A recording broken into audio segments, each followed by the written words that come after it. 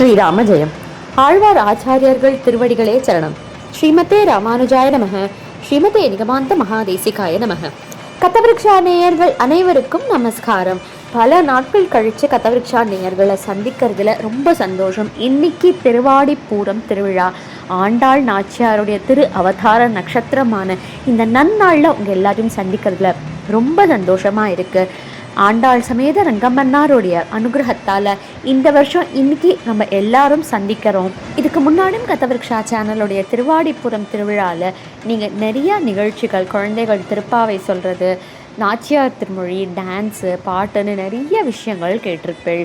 அந்த வகையில் இன்றைக்கி நம்ம எல்லாரும் என்ன பார்க்க போகிறோம், கேட்க போகிறோம் அப்படின்னாக்க, சுவாமி தேசிகன் அருளி செய்த ஸ்ரீ கோதாஸ்துதியில் அந்த கோதை நாச்சியாரை அவர் எப்படி வர்ணிக்கிறார், என்னெல்லாம் சொல்கிறார் அப்படின்றத பற்றி தான் தெரிஞ்சுக்க போகிறோம். யார் நம்மளுக்கு சொல்ல போகிறா அப்படின்னாக்க, ஸ்ரீ ஷட்டாரி சத் சங்கமுடைய ஃபவுண்டர் ஸ்ரீமதி ஜானகி விஜயன் அவர்கள் தான் நம்மளுக்காக சொல்ல போகிறா. ஸ்ரீமதி ஜானகி விஜயன் அவர்களுடைய குரல்களில் நம்ம ஏற்கனவே முன்னாடி நிகழ்ச்சிகள்லாம் கேட்டிருக்கோம். ஸ்ரீ ஷட்டாரி சத் சங்கம் அப்படின்ற சத் சங்கம் மூலியமாக பல பேருக்கு பலவிதமான ஸ்லோகங்கள், சோஸ்திரங்கள் சொல்லி கொடுத்துட்டு வந்துட்டுருக்கா. அவளுடைய குரல்களில் இன்னைக்கு சுவாமி தேசிகன் அருளி செய்த கோதாஸ்துதியை பற்றி நம்ம எல்லாரும் கேட்டு தெரிஞ்சுக்கலாம்.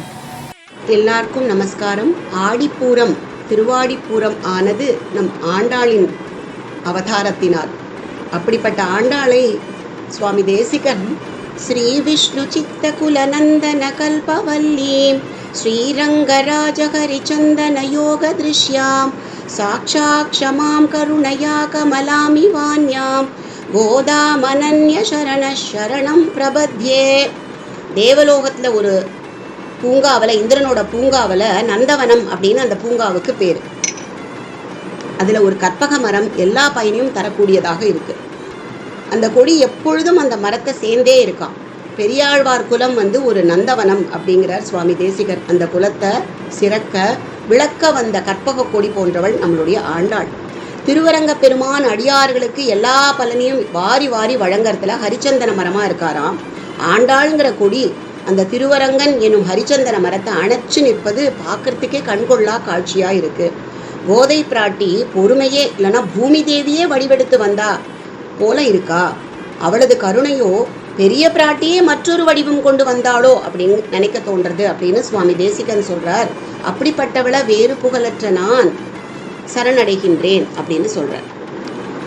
இன்னொரு அதே பாசுரத்துல கோதாஸ்துதியில, உன்னுடைய நாயகனான கண்ணபிரான் யமுன நதி கரையில பல பல திருவிளையாடல்களையும் லீலைகளையும் பண்ணவர். அதனால கண்ணனுடைய சம்பந்தத்தால எல்லையற்ற பெருமை பெற்றதான் அந்த யமுனா நதி. அத மாதிரி நீ பாடிய திருப்பாவை, நாச்சியார் திருமொழி அப்படிங்கிற பிரபந்தங்கள் எல்லாம் கண்ணனுடைய லீலைகள் தான் அதில் பிரதானமாக பேசப்படுறது. அதனால யமுனா நதி போல உன்னுடைய திவ்ய சூக்திகளும் கண்ணனுடைய சம்பந்தத்தால் ரொம்ப பெருமை பெற்று பொழிகின்றன அப்படின்னு சொல்றார். இன்னொரு ஒற்றுமையும் காட்டுறார். கருமை நிறத்தில் நீயும் யமுனையை போன்றவள் அப்படின்னு சொல்றார்.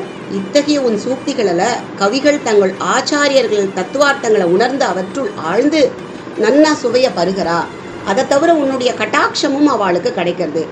அவள் ஆல்ரெடி தன்னுடைய ஆச்சாரியர்கள் மூலம் அந்த தத்துவார்த்தங்களையும் புரிஞ்சுண்டு உன்னுடைய கட்டாட்சமும் கிடைச்சதுனால உன்னுடைய திருக்கண் நோக்கின் பெருமையால் தேன்மாரி போன்று, அதாவது ஒரு தேனே மழையா பொழியிற மாதிரி திவ்ய சூக்திகள் அவள் வாயிலிருந்து அவ்வளோ நன்னா வெளியில் இந்த உலகுக்கு இன்பத்தை கொடுக்கறது அப்படின்னும் சுவாமி தேசிகன் சொல்கிறார்.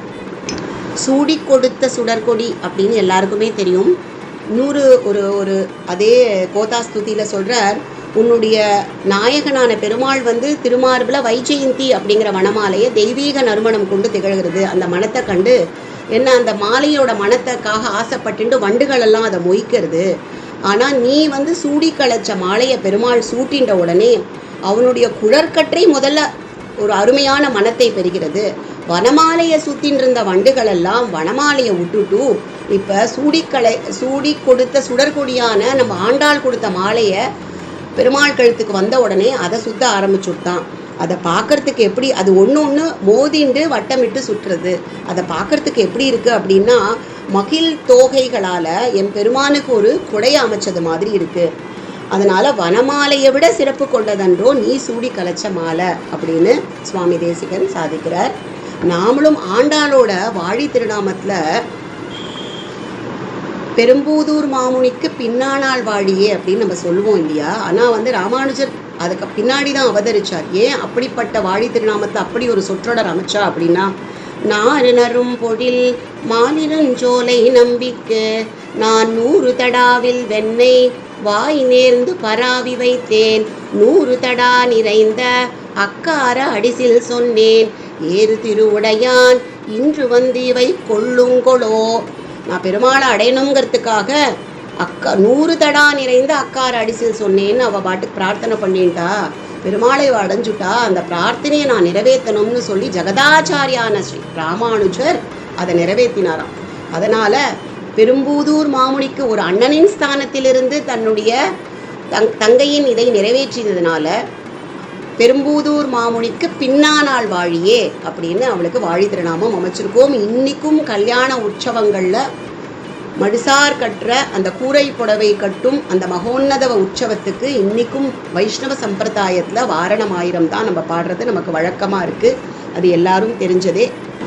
வாரணமாயிரம் சூழவலம் செய்து நாரண நம்பி நடக்கின்றான் என்றது பூரண பொற்குடம் வைத்து புறமெங்கும் தோரணம் நாட்ட கனா கண்டேன் தோழி நான்.